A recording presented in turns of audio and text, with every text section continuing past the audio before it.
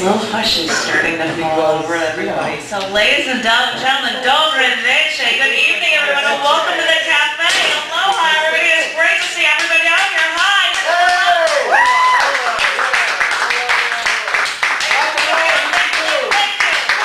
Thank you so much. And I have to thank our wonderful host of this fine establishment, Baki. Thank you so much. Namaste. Yes, this one is for you. Thank you. Thank you very much. I've got a lot of stuff, and I'm not even going to talk about our phenomenal feature until a little bit later on, Mr. Rob Lawrence, because I just saw him performing on Sunday. It was awesome. But I'll talk all about that stuff later. I should get out info first. If anybody is interested in submitting poetry, I run Scars Publications with two magazines, CC&D and Down in the Dirt magazine. We usually do calendars. You know, if you've got a short poem, we'll put it in a month on the calendar. But this year we decided to do a date book, which means a week is going to be on the right-hand page, and on the left-hand page will be poems. So we're asking for any poems that are related to any dates. If you go to scars.tv, the website, right on the top page, it says stuff about calendar stuff. You can check it out. There's even a list of, oh, sorry, these weeks are already taken, so you can't do something on this day in October or whatever. But if you've got things for any holidays or anything, that would be like a 20-liner for your poem. I would love it if you would submit it to the magazines. That would be the coolest thing ever. So if anybody wants to know about any of that stuff, please bug me. Also, one other thing. Oh, thank you to our past host, Sharon, for giving me this awesome bag. This is going to hold all of the money that we're going to give our feature, and I'm going to start stuffing money in right now because our feature tonight so deserves a ton of money, Mr. Bob Lawrence. So I'm going to pass this around. You first, ready to catch? Wow! Just start stuffing money in that and pass it around because, you know, he's going to be able to pay rent or something, you know, so all your extra hundreds, shove them in there or something, because he's worth it. He really is. He's a very good performer, really he is. So I decided, because I usually read one poem, that I decided I was going to actually read a piece of prose from a book called Contents Under Pressure that was re-released, and I'm trying to work on possibly having an audio CD release of it. So I thought I'd be trying different pieces and see what you guys think about it. This one's a funny one. This is a piece of prose-ish called Prom 97, or Doing Things Right. My mother just gave me a bunch of her cocktail dresses or formal dresses that she wore when she was young. Floor-length dresses, usually with some beadwork, all really spectacular, unique formal dresses. And I thought, wow, these are really great. I'd love to wear these dresses. And then I thought, wait, I have nowhere to wear these dresses. And then I thought, wait, no one I know would have any place to wear these dresses. I mean, these dresses look like they should be worn to award ceremonies in Southern California, and there's nothing like that going around here in Chicago, and if there was, I surely couldn't afford to go to it. So then the thought struck me, like a sequin that cut the light of glared into my eye from the shoulder of a floor-length dress that had satin on me with a matching stole. I had this thought, and I thought, I could have a formal party. Host it in my living room. Decorate the whole place. Well then, since it was mid-May and I couldn't get a limo to rent for my friend's birthday party because they were all being used by a bunch of sleazy 17-year-olds that are wasting their parents' money, it occurred to me that 10 years ago, this year, I went to my own prom. And then the vision struck me with even more clarity. I should have a prom party. Prom 97 it was. I had to decorate it and make it like actually prom, except more fun because we were older now and probably had a better idea of how to actually have fun. So where to start? Needed streamers hanging down from the door frame to the floor in every doorway. Needed lighting. Got my white Christmas lights out from storage in the basement and strung lights all over the living room and the dining room, on the tables, on the walls.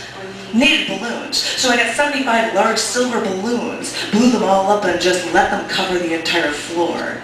Bought a crystal punch bowl, made a punch that would force people to eventually have fun. Got a ton of food for a buffet, sprinkled glitter and streamers and confetti all over the place. I even got a disco ball.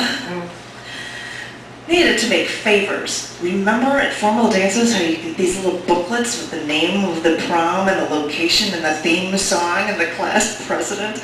Well, I had to make those, and they should match the invitations. And come to think of it, there's usually a photographer with a backdrop in the corner of the dance floor so you can get your portrait taken.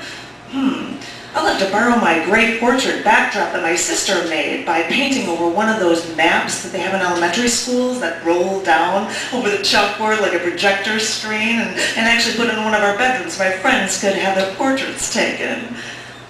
And my friend Brian was even coming into town for this party because in high school 9 years ago I asked him to prom and he turned me down, and we always swore that if we could ever do it all over again we would go together.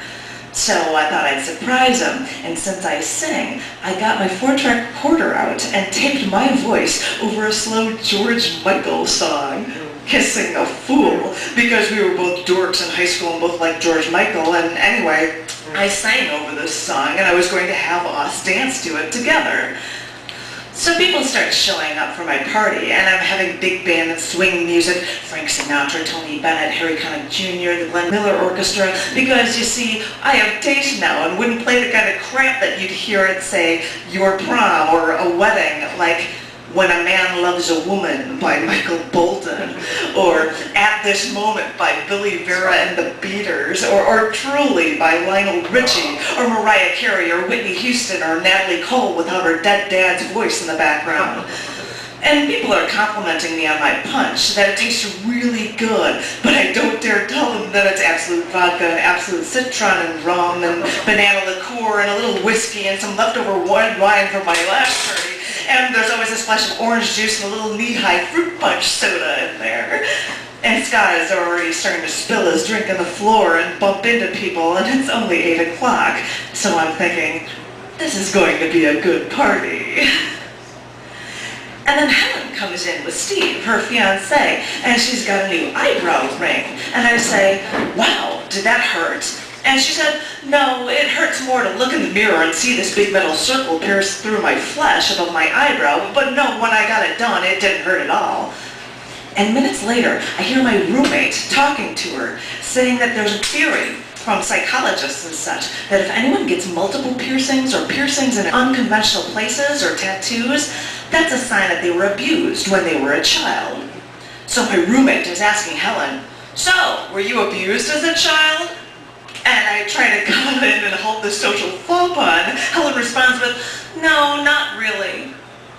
So I think, okay, I need to know what that means. So I ask, what do you mean, not really? And she answers, well, my parents were Colombian and I went to a Catholic school. It's a wonder I'm not a serial killer.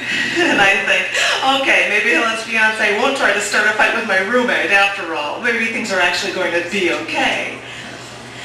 And more people start showing up. Rachel strolls in wearing her old prom dress, and her friend made wrist corsages out of broccoli and spinach leaves.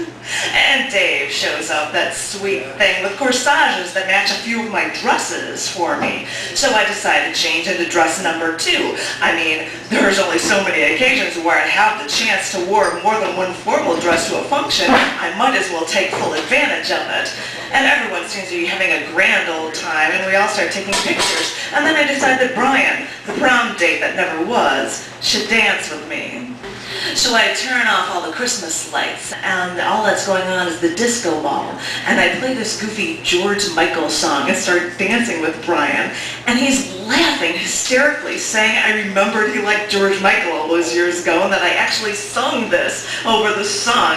And we're dancing together. And then he says, oh, wait a minute, if this is supposed to be prom, I better act like I did at prom. And he pushed me away, and he acted all stiff and started doing the box step and stepping on my feet just to make me laugh harder and harder. And then I decided I need to have everyone vote for a king and queen of prom, so everyone whispered in my ear who they thought should win. And I picked 2 women and 2 men, so it wouldn't be such an elitist thing. And one of the kings won only because he got nearly as many votes for queen as he did for king. So when I tallied it all up in my very drunk head, all while wearing dress number 4, I picked up the Burger King crowns I picked up last week just for this occasion and crowned the winners and told everyone we should all dance. So by the end of the evening, we changed the music in the stereo, and we were listening to like Bee Gees and ABBA and Duran Duran and old early 80s crap that we could all just thrash around like mad to. And we were all singing all the songs and jumping around, and it was 2 in the morning, but we didn't care because we were all at prom and having a perfectly good time. And I thought about Brian dancing the box step and stepping on my feet, acting all stiff and scared because the high school prom was a time for awkwardness and uncomfortableness. And I thought, yeah, we really are more comfortable now. Everyone should have a prom when they're old enough to enjoy it.